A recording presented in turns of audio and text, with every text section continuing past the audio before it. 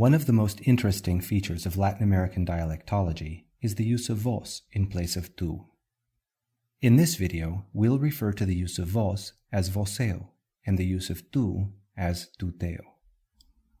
Since voseo usually isn't taught in Spanish classes, most Spanish students have never even heard of it.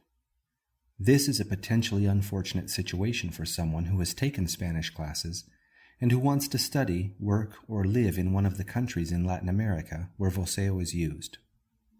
What it means is that Spanish learners who want to go to one of those countries have a little more work to do in order to get up to speed with a local variety of Spanish.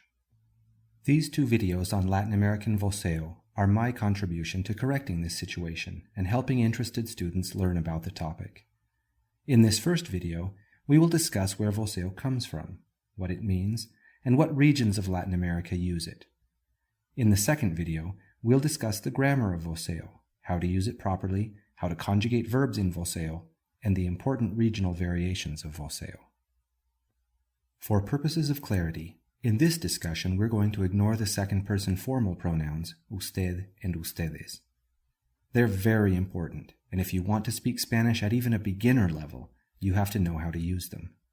But they're a topic for a different discussion. In this video, we're just comparing and contrasting tuteo and voseo. Okay, so for those who don't know, what is vos? What does it mean? Well, it's how they say you in the familiar singular form in about half of Latin America. To get a sense of what this means, imagine if half the English-speaking world used thou instead of you. Imagine, for example, that you were Canadian, and your American friend called you and said, "Hey, how art thou? I was just calling to see if thou wouldst like to go to breakfast." "Oh, I'm sorry, did I wake thee? Thy voice sounds kind of tired. Thou shouldst probably go back to sleep, and I'll call thee later." If this were the situation, it would be a pretty big deal in English dialectology, and it would be a distinction we would highlight in teaching English to foreigners. Well, that's basically the situation with Latin American Spanish. For example, if you were Mexican and you had a friend from Argentina, you could very well have a phone conversation like the one I just described, wherein your friend uses a completely different word to say you, accompanied by different verb conjugations. In order to better understand tuteo versus voseo, I think it's helpful to have a general concept of where the Spanish personal pronouns come from. The following is just an overview. I've purposefully simplified certain details to make it more easily understandable for beginning and intermediate students. Many centuries ago, the Spanish subject pronouns were as follows. Tú was used for the second person singular, and vos was used for the second person plural. At some point, people began using the plural vos instead of the singular tú as a way of showing respect to a person of higher social status. Over a very long time, the use of vos as a singular became more common, being used to show politeness to more and more categories of people, until eventually it came to completely replace tú. With vos as both the singular and plural second person, the subject pronouns now looked like this. Of course, using vos as both singular and plural led to possible misunderstandings. When am I addressing just one person, and when am I addressing more than one person? This is similar to modern English, in which we use the word you as both singular and plural, and can't always tell from context in which sense the word is being used. In the United States, we tend to resolve potential misunderstandings by pluralizing the word you when needed, and the way we pluralize it depends on the region of the country in which we live. For example, in certain parts of the East Coast, we say yous. In the West, we say you guys.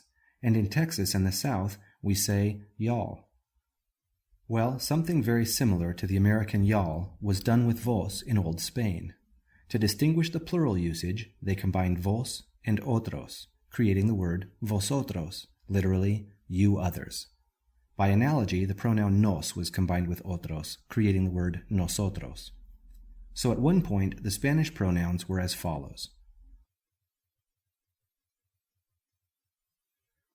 At this point in Spanish history, vos had replaced tú as the singular form, and vosotros had replaced vos as the plural.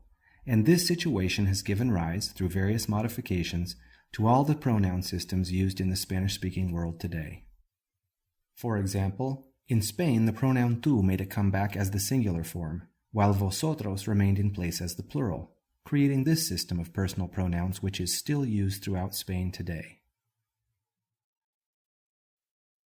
Some parts of Latin America followed the direction of Spain and restored tú as the singular pronoun. Additionally, in Latin America, ustedes replaced vosotros, creating this system of personal pronouns, with tú as the singular second person and ustedes as the plural. In other parts of Latin America, Spain and its fashions were less influential, and in those places the use of vos was retained. Since ustedes replaced vosotros everywhere in Latin America, the system of personal pronouns in Voceo-speaking regions turned out like this, with vos as the singular second person and ustedes as the plural. As you can see then, with regard to the personal pronouns, the difference between various regions of Latin America is that some of them use vos in the same circumstance in which others use tú. Other than that, the Latin American personal pronouns are all the same from region to region. With this introduction, let's look at a map of Latin America and see which countries use tuteo and which ones use voceo. Once you see this map, you may say to yourself, the culture I'm most interested in doesn't use voceo, so I'm not going to bother to learn it. My recommendation is that you pay attention and learn as much as you can about voceo, even if you don't think you'll use it.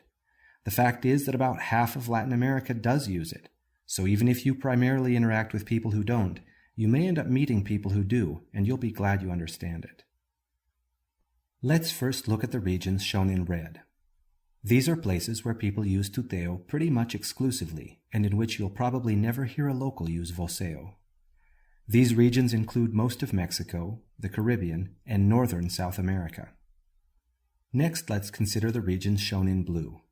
These are places where people use voceo pretty much exclusively, and in which you'll probably never hear the locals use tuteo. These regions include Argentina, Uruguay, Paraguay, and eastern Bolivia. The situation in the rest of Latin America isn't quite so cut and dried. There are parts of southern Mexico, Central America, and Colombia where voceo is commonly used, but it coexists with tuteo, and the social customs that determine when you should use one or the other differ from area to area and from one social class to another. It can even be the case that speakers mix tuteo and voceo together, using the pronoun tú with the verb conjugations of voceo, and vice versa. In these regions, tú, vos, and usted are all used, and understanding all the nuances of when to use each is more than I want to get into in this video. Although scholarly sources indicate that voceo is used in the highlands of Colombia, Ecuador, and Peru, the fact is that most people in those regions use tuteo most of the time. When they do use voceo, it's usually within a very special relationship, such as between close family members, and even then they often simply pair the pronoun vos with the verb conjugations of tuteo. For these reasons, foreigners who live in these areas may never observe natives using voceo. For practical purposes, then, from the point of view of someone wanting to live and work in Latin America and who is wondering if they're likely to encounter voceo, we can combine all these categories into two. First, places where tuteo is used exclusively or predominantly. In these places, you may never hear anyone use voceo, and you almost certainly would not need to use it yourself. And second, places where voceo is used exclusively, or at least frequently. In some of these places, you'll never hear natives using tuteo, and if you live in any of these places, you should know how to use voceo yourself. And finally, we have the unique situation of Chile. The full complexity of Chilean voceo is beyond the scope of this discussion. A simplified but adequate explanation goes like this. The most common situation in Chile is for people to use the pronoun tú with a uniquely Chilean verb conjugation derived from voceo. We'll look at the Chilean verb conjugation in our next video, after we've learned how to conjugate verbs in standard Latin American voceo. Alright, this concludes part 1 of our series on Latin American voceo versus tuteo. I hope you found it interesting. In part 2, we'll get into the nuts and bolts of how to use voceo.